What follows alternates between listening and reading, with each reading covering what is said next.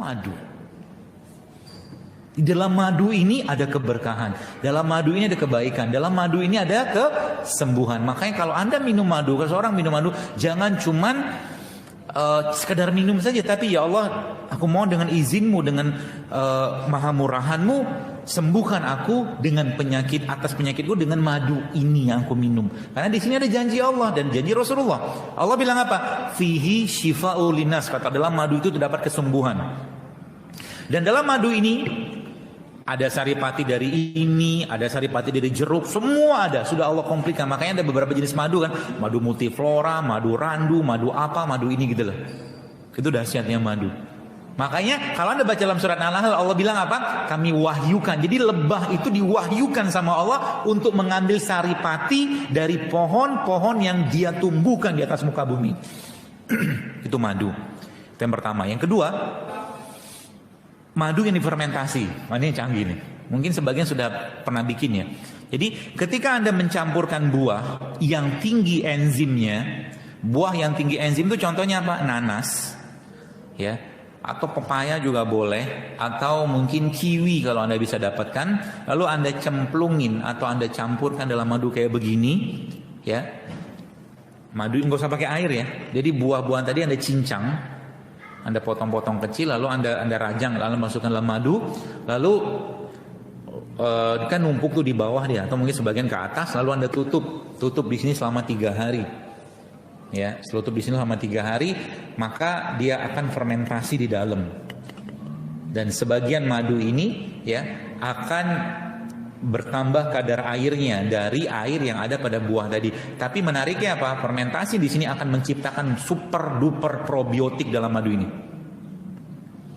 Jadi cukup dengan 1 sendok teh atau 1 sendok makan, Anda masukkan air madu ini ke dalam gelas dan Anda guncang-guncang, kocok-kocok gitu, maka Anda sudah terasup.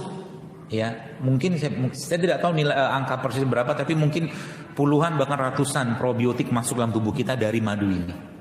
Nanti bisa dicobain kalau mau. Ini madu ini, madu probiotik. Tapi bikin sendiri juga bisa kok. Masih ingat caranya? Madu, lalu cari madu yang kadar airnya rendah, ya. Lalu Anda cincang nanas atau pepaya atau kiwi, masukkan ke sini tanpa air ya, tutup. Pakai plastik rapat selama 3 hari. Nanti 3 hari buka, si buahnya tadi Anda buang, ya. Karena kalau dia dibiarkan di sini lama-lama, dia akan terus fermentasi. Buahnya dibuang, lalu Anda kocok madunya. Ini madu bisa Anda simpan dalam kulkas sebagai super enzim. Jelas ya? Alhamdulillah kalau jelas.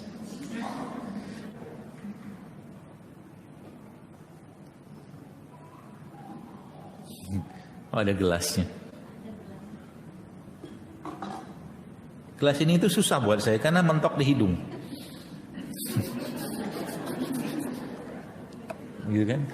Bisa masuk. Gampang kan bikinnya ya? Maksudnya kayak begini, Anda lihat.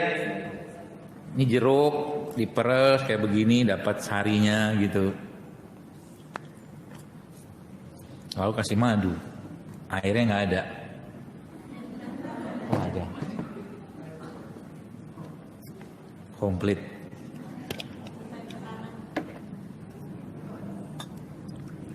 Harusnya sih air biasa, tapi kalau air panas, kalau nggak mendidih nggak masalah. Kalau mendidih 90 derajat ke atas, madu bisa rusak enzimnya.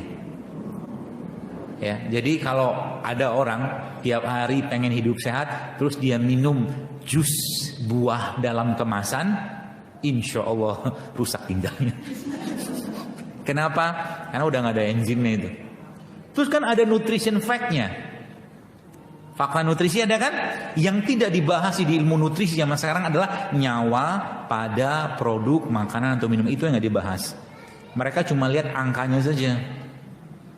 Sekarang contoh, ini masih ada nyawanya nggak? Udah habis nyawanya. Kenapa habis? Proses menghabiskan nyawanya dia, enzimnya udah habis. Sisa sedikit lah. Ya, sehingga kalau semakin banyak produk kemasan dan produk olahan manusia yang dimakan, ya bisa dipastikan akan banyak masalah dalam tubuhnya. Ya. Jadi ini kalau saya katakan ini apa tuh namanya, jeruk nipis ini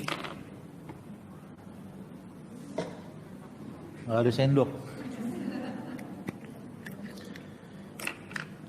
Jadi jeruk nipis campur madu kayak begini, terus Anda sedikit tambahkan kunyit bubuk atau rebusan kunyit, maka dia akan jadi flu shot.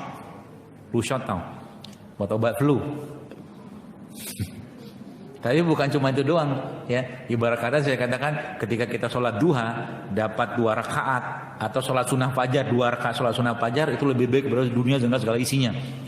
Yang dikerjakan sedikit, yang didapat banyak. Begitulah ketika orang minum kayak beginian. Minumnya kayaknya cuma secuil tapi efeknya luar biasa besar. Jelas ya? Jadi semakin kita, Bapak sekalian, semakin kita, ada asisten. Terharu saya.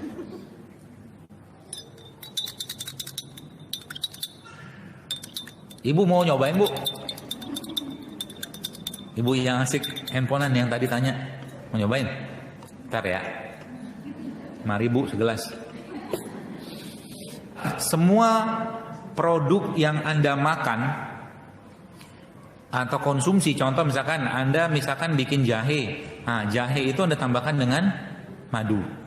Anda bikin kunyit atau madu, kalau enggak jeruk nipis. Dia akan terboost up.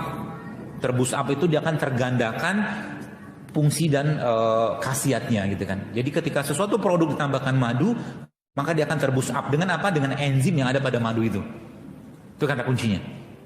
Ya, jadi mulai sekarang 3 hal tadi yang Anda tadi stop tadi ya.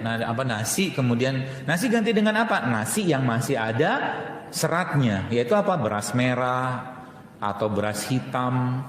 Atau kalau enggak karbohidrat, Anda bisa dapatkan juga dari kentang. Kan bisa kan? Bisa.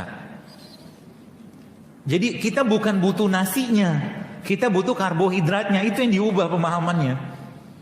Ya, jadi sehingga bisa jadi Anda makan nggak perlu pakai nasi, Anda makan lauknya aja, tapi karbonya Anda dapatkan dari buah. Sebelum Anda makan nasi, Anda makan buah dulu. Sebelum Anda makan misalkan ada lauk-lauk gitu kan, Anda makan buah dulu. Itu konsepnya. Jelas ya? Seperti itu. Jadi ketika produk itu dicampurkan dengan madu, dengan jeruk nipis, dia akan terboost up dengan enzim. Itu sebabnya ketika Anda mau mulai makan apapun, makanlah dulu dengan tadi jeruk nipis, madu, atau produk fermentasi kayak begini, atau buah. 3 hal tadi. Dan tadi saya katakan, kalau Anda pengen menyeimbangkan ya kolesterol, asam urat segala macam, simple lah. 1-7 tiap hari. Makannya dibatasin.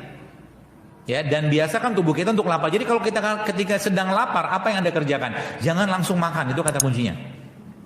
Ketika Anda lapar, pengen makan, biarkan dulu proses lapar itu sekitar 10-15 menit. Anda rasakan atau kita rasakan, maka tubuh akan mengerahkan pasukan-pasukannya untuk memakan sel-sel yang rusak. Simple kan? Simple. Nanti lama-lama hilang tuh lemak. Ya, kolesterol juga akan turun. Ya, seperti itu.